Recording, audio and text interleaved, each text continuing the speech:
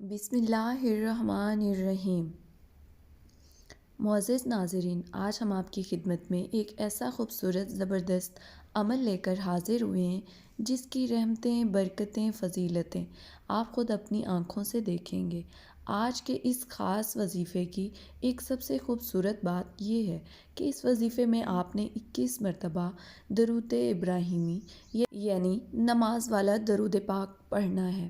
آپ کے گھر کے اندر کوئی مسائل، آپ کے گھر میں کوئی اولاد کا مسئلہ ہے، کسی بھی قسم کی کوئی بھی پریشانی ہے تو 3 دن بعد نماز فجر انشاءاللہ اللہ پاک ان کلمات کی برکت سے وہ پریشانی دور فرما دیتا ہے۔ ایک صحابی بیان فرماتے ہیں، اس واقعے کے ساتھ میں بتا دیتی ہوں یہ وظیفے کی حقیقت کیا ہے اور اس وظیفے سے غم اور دکھ کیسے جھڑتے ہیں، کیسے دور ہوتے ہیں، بندے کی پیاس کیسے ختم ہوتی ہے۔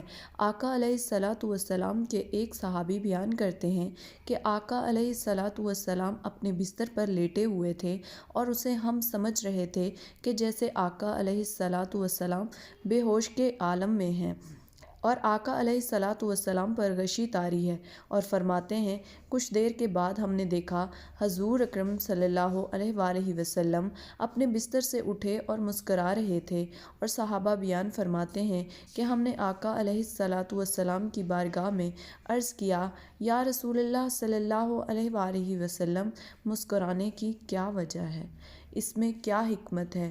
تو آقا علیہ الصلاۃ والسلام نے فرمایا، میرے صحابہ آپ جانتے نہیں، اللہ کی بارگاہ سے میرے اوپر ایک ایسی صورت کا نزول ہوا ہے جس میں اللہ تبارک و تعالیٰ نے مجھے کوثر عطا فرمایا ہے۔ تو صحابہ نے عرض کیا، یا رسول اللہ وہ کوثر کیا ہے؟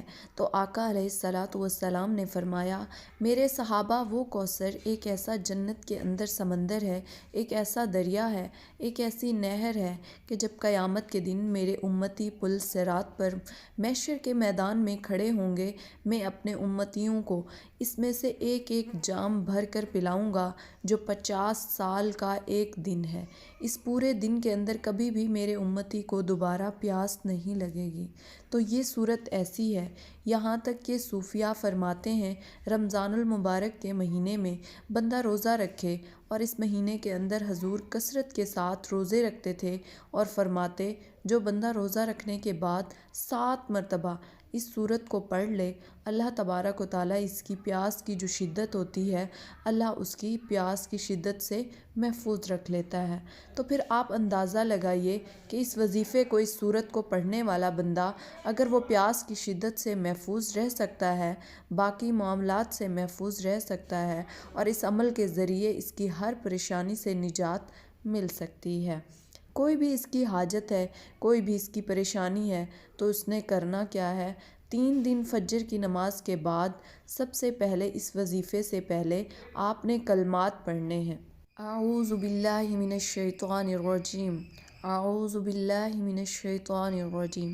یہ آپ نے اللہ تبارک و تعالیٰ کی بارگاہ میں حفاظت لینی ہے شیطان مردود سے، اور آپ نے کہنا ہے کہ اللہ تبارک و تعالیٰ، میں شیطان مردود سے پناہ چاہتی ہوں یا چاہتا ہوں مجھے اپنی حفاظت میں لے لیں۔ جب اللہ آپ کو اپنی حفاظت میں لے لے گا، پھر آپ کو دنیا کا کوئی غم آپ کے قریب نہیں آئے گا۔ غم ہمارے پاس کیوں آتے ہیں؟ ہم گناہ کرتے ہیں، اور گناہوں کے سبب ہمارے اوپر ایسی مصیبتیں آتی ہیں کہ اللہ تبارک و تعالیٰ کی بارگاہ سے ہر وقت استغفار کرنی چاہیے، توبہ کرنی چاہیے۔ اس عمل کو آپ نے 3 دن بعد نماز فجر کرنا ہے، اور اس کے بعد خدا کی قسم لوگ گھر میں آ کر اس عمل کے بارے میں پوچھیں گے۔ اس عمل کو کرنے سے پہلے آپ نے 21 مرتبہ اول و آخر درود ابراہیمی پڑھنا ہے، نماز والا پڑھنا ہے۔ ایک دفعہ میرے ساتھ بھی پڑھیں، اللہم صلی علی محمد وعلی آل محمد کما صلیت علی ابراہیم وعلی آل ابراہیم انک حمید مجید، اللہم بارک علی محمد وعلی آل محمد کما بارکت علی ابراہیم وعلی آل ابراہیم انک حمید مجید۔ درود پاک پڑھنے کے بعد آپ نے نماز فجر ادا کرنے کے بعد لگاتار 3 دن 11 مرتبہ سورہ کوثر پڑھنی ہے۔ بسم اللہ الرحمن الرحیم، انا اعطیناک الکوثر فصل لربک وانحر، ان شانئک ھو الابتر۔ اس کے بعد آپ نے سورہ کوثر کو پڑھنا ہے۔ سورہ کوثر کی پہلی آیت اِنَّا أَعْطَيْنَاكَ الْكَوْثَرَ ہے۔ یہ سورت قرآن پاک کے 30 پارے میں ہے۔ یہ آیت پاک اور بے شمار رحمتوں اور برکتوں کا خزینہ ہے۔ یہ آیت رنج و غم کو دور کرتی ہے، قلب مومن کو فرحت بخشتی ہے، شادمانی، خوشیاں دیتی ہے۔ یہ سورت بہت ہی پاورفل ہے۔ اس وظیفے سے آپ کی ہر جائز خواہش پوری ہو جائے گی اور آپ کی بڑی سے بڑی پریشانی ختم ہو جائے گی۔ یہ جو عمل ہے یہ کسی کو خالی ہاتھ نہیں چھوڑتا۔ اللہ پاک ہر لحاظ سے مالا مال کر دیتا ہے۔ اللہ کے خزانے اتنے وسیع ہیں اور وہ ذات ایسی ایسی جگہ سے رزق دیتا ہے جہاں پر آپ سوچ بھی نہیں سکتے۔ سورہ کوثر وہ سورت ہے جو حضرت فاطمہ کی شان میں نازل ہوئی۔ مکہ کے رہائشی جن کی سربراہی عاص بن ولی کر رہا تھا، حضرت محمد صلی اللہ علیہ وآلہ وسلم کا مذاق بناتے تھے اور انہیں ابتر کہتے تھے، نعوذ باللہ۔ اور یہ اسی لیے کہتے تھے کیونکہ آپ صلی اللہ علیہ وآلہ وسلم کے بیٹے نہیں تھے جن سے آپ کی نسل پروان چڑھے، اور عرب لوگوں کے لیے بیٹے ہونا ایک نہایت قابل فخر بات ہوا کرتی تھی۔ آپ صلی اللہ علیہ وآلہ وسلم کے 2 بیٹے قاسم اور طاہر جو کہ بی بی خدیجۃ الکبریٰ رضی اللہ تعالیٰ عنہا سے تھے، آپ صلی اللہ علیہ وآلہ وسلم کے دور میں ہی شہید ہو چکے تھے اور اب کوئی بیٹا نہ تھا، جس کی وجہ سے بدو آپ کو ابتر کہنے لگے تھے۔ اس سورت کا شان نزول آپ صلی اللہ علیہ وآلہ وسلم کے دشمنوں کے لیے جواب تھا کہ اسلام اور قرآن ہمیشہ کے لیے ہیں اور اللہ کی بات سچی ہے، اور بعض علماء کے مطابق اللہ کا جواب سن کر آپ صلی اللہ علیہ وآلہ وسلم کو بے انتہا سکون ملا اور اپنے دشمنوں کی خوب پہچان بھی ہو گئی۔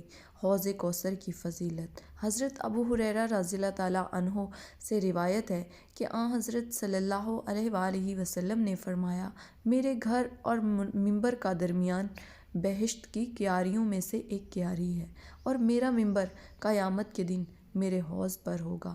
اس کے علاوہ سورہ کوثر کے بہت فوائد ہیں۔ میاں بیوی کی محبت بڑھانے کے لیے سورہ کوثر لا علاج بیماریوں کا آخری علاج ہے۔ شیاطین جنات کے لیے عجیب و غریب چیز ہے۔ دشمنوں کی زبان بند ہوگی، رزق میں برکت ہوگی، پیسوں کی کبھی کمی نہیں ہوگی۔ وظیفہ کرنے کے بعد اللہ کی بارگاہ میں رو رو کر گڑ گڑا کر دعا کرنی ہے، اے گنہگاروں کو بخشنے والے اور عیبوں پر پردہ ڈالنے والے عظیم رب، سب مسلمانوں پر اپنا رحم و کرم فرما، تنگ دستوں کے رزق میں وسعت عطا فرما اور بیماروں کو شفا عطا فرما، آمین۔ ہمیشہ صبر و شکر کرنے والا بنا اور ہماری دنیا اور آخرت سنوار دے، آمین ثم آمین۔ تمام احباب سے گزارش ہے کہ اللہ کے 99 ناموں میں سے ایک نام ضرور کمنٹ میں لکھیں۔ اللہ حافظ، السلام علیکم۔